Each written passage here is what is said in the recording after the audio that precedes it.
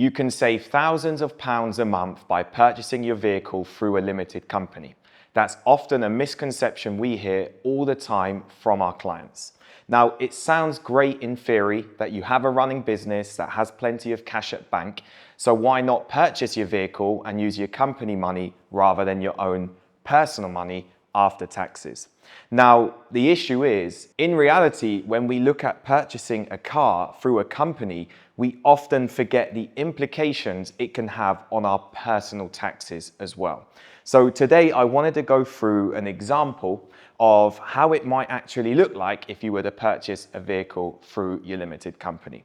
So over here we have Company X.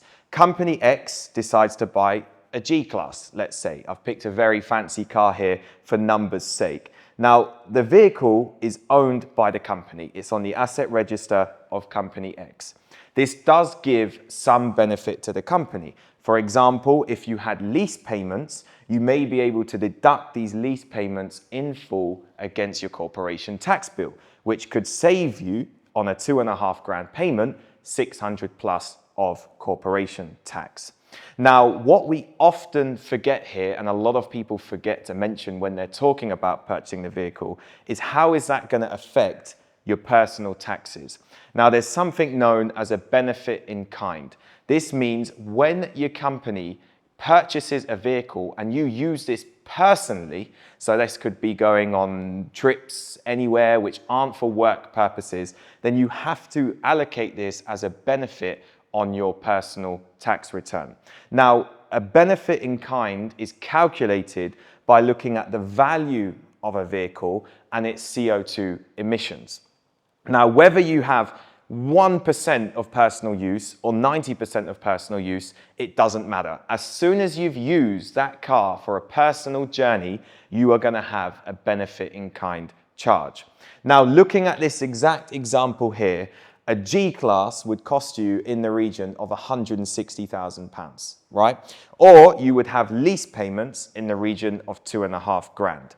Now, if we are looking at that value of car with the CO2 emissions it has, that gives a benefit in kind of around £60,000. Now, what that means is £60,000 needs to be added to your income each year.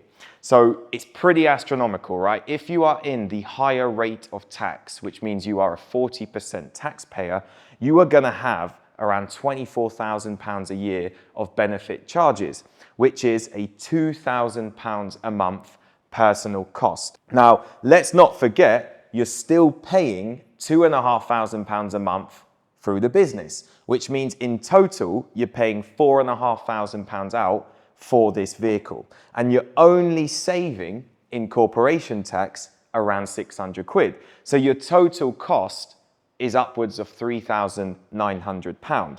Whereas you could potentially just get this vehicle in your personal name and you would just have this £2,500 payment due out of your personal account, and that is all you would pay.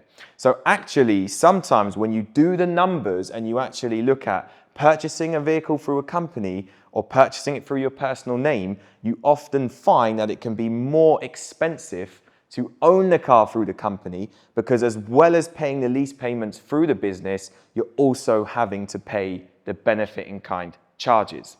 Now, in some cases, and it's getting tougher and tougher, you could get a vehicle that is fully electric, for example, with very low emissions, and therefore the benefit in kind charge is very low, and it may actually make sense to purchase a car through a company. But more often than not, these days, if you are having any kind of personal use on a vehicle, it often makes sense to not purchase it through a company.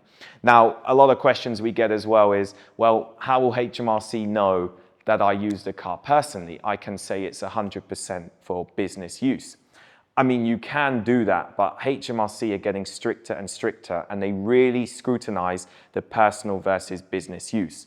To be honest, unless you are a taxi driver or a chauffeur company, or you can really show that your company needs a vehicle 100% use of the time, then you're not going to get away with saying that a vehicle is 100% business use. And often you are going to end up with that benefit in kind charge.